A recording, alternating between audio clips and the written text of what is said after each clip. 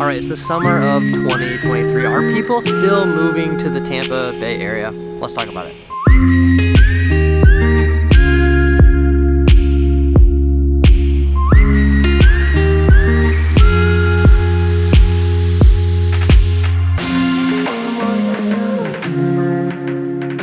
I'm Sam, and this is the Living in Tampa channel. We make these videos for you about what it's like to live and move to Tampa.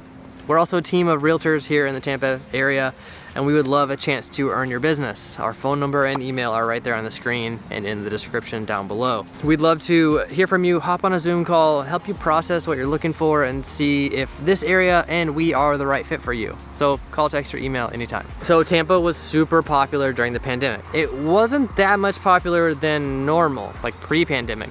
The thing is, people were moving less during the pandemic. Tampa was just one of the places people were still moving to. Plenty of reasons people were moving to Tampa during the pandemic. Number one, probably weather. It's warm down here. People were outside more, people were home more. They wanted to be somewhere with good weather. Number two was probably prices. The prices here were still average, connected to a bigger city, connected to the beaches, connected to the good weather, connected to a nice international airport, those kind of things. And prices were still kind of average, median American prices. Two other reasons why I think people moved to Tampa so much during the pandemic. One was for the water. I think people just moved to Florida for the water, but that was a big thing people were talking to us about every time they were moving. We want to live closer to the water. Now, maybe they just want to live closer. They don't need to be there, but they want the potential of going there. And then that hits on the last thing, the reason people were moving, and it's potential. Tampa was just popular. It was kind of coming up. It wasn't really up and coming. It wasn't really down before. But the downtown had some energy, kind of moving. St. Petersburg has all kinds of fun energy. The beach towns like Dunedin has fun energy. And it just felt like this potential was happening. Big new master plan communities were going up in Wesley Chapel and now in Land O'Lakes. Like, a lot of this was kind of just, the trajectory was up and people saw that and wanted to be around it. So now here we are, 2023, really 3 years after the time I'm talking about. What's it like now? What has changed? Well, just like everywhere, prices are up a lot compared to that mid-2020. Prices here are up about 50% compared to then. A lot of markets are coming down. This market is not coming down yet. Even certain price ranges really from 400 to 600 are still super competitive. We bought a house in that price range recently, and in the first weekend, there was 7 offers, and it's not even in a good school district. Another client we just helped get under contract in St. Petersburg, same kind of thing, 10 offers the first weekend, and it took some work to get it.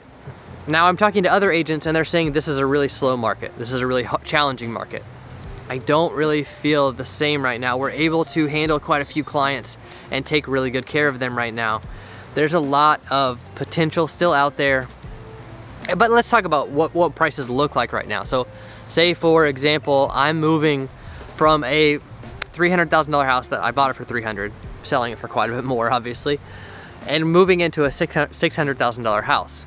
My mortgage is actually doubling, not just because the home price, I'm actually putting less than 20% down on this one until I sell my other house, and interest rates are so much higher right now. So my mortgage payment is doubling. My insurance and taxes has gone down, but the rest of it has gone up.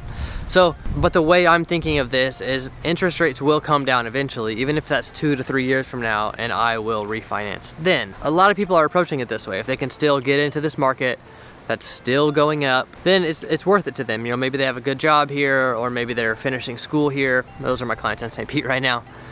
She just got a job as an anesthesiologist, and he is finishing medical school. So their potential to make more money in the future is there, and their potential to refinance this house later is there as well. Okay, let's go back to those 4 things. The other things that are different, it's really just prices that are different.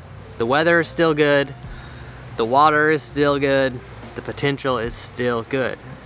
And what do I mean by potential? So we've talked about this in other videos. There's currently $20 billion in luxury condos under construction in downtown Tampa and downtown St. Pete.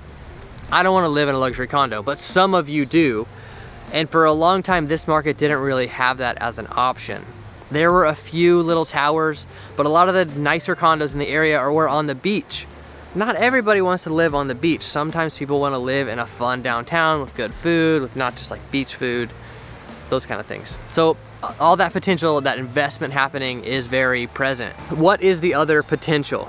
So like myself, I moved here in 2020 and started my own business. Florida makes that very easy for me, for you, for all kinds of industries and people. And if you can also create an opportunity where you can get in front of people like this and connect with people that are relocating to offer them some kind of product and service, Florida is a great place with tons of potential. Tons of potential.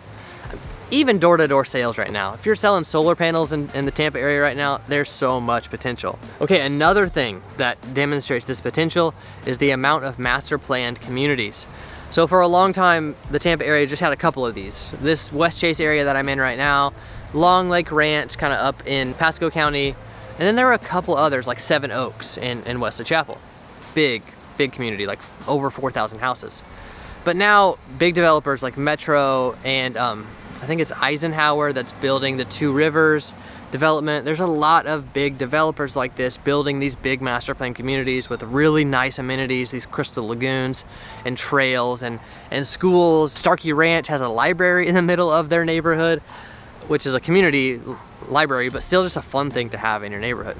I have little kids, we go to the library. These master plan communities are an interesting potential, an interesting demonstration of what's happening. People are moving here, people are wanting this kind of experience. One thing I want to point out, during the last housing crash, so 2008, 7, 8, 9, a lot of these developers were stuck with houses. They don't really build the way they used to. They used to build a lot of houses, like kind of projecting the demand. They don't really do that as much. Now the developer just allows builders to build a few houses at a time, sell them, build a few more, sell them, build a few more, sell them, build a few more. They restrict that flow of building a little bit more than they used to.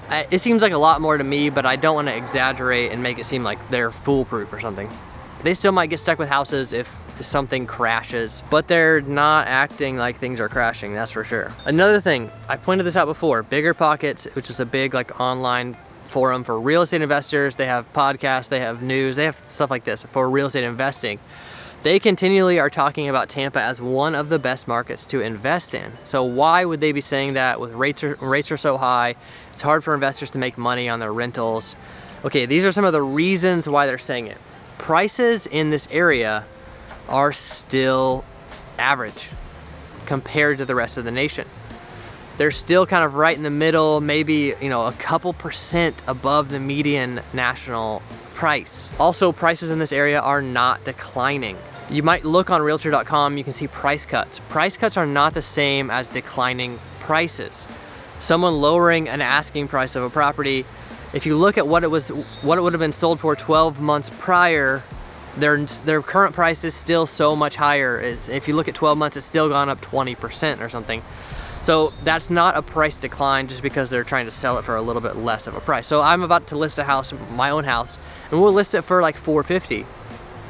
Honestly, I'm okay with it selling for $420. I might lower the price of that eventually, but what I paid for the house is $292. So there's still quite a bit of profit in that, quite a bit of equity that we've gained from owning that house and from paying our stupid flood insurance. I'm pretty excited to get away from flood insurance. My flood insurance right now is $4,600 a year. We'll have no flood insurance at our new house. That's very exciting to me. Prices maybe aren't declining year over year. Some rents are going down a little bit though. And I've seen this because my wife's cousin lives here in West Chase in an apartment. Her rent went up like crazy. It was like $2,100 and it went up to $2,800 in one renewal. But now they're lowering it back down to kind of the median of that. But when you look at the 5-year trajectory, you know, how that rent has grown in the past 5 years, it's still grown a lot, even if they lower it back down. Even though it had this little spike and it's coming back down, it's still up a lot. And real estate investors are thinking very long term like that. They're not thinking short term. So those are some of the reasons why Bigger Pockets is still such a big fan of this market. And if you want to move here, it could be the prices, it could be the weather, it could be the water, it could be the potential, could be a job, could be family, could be all those things.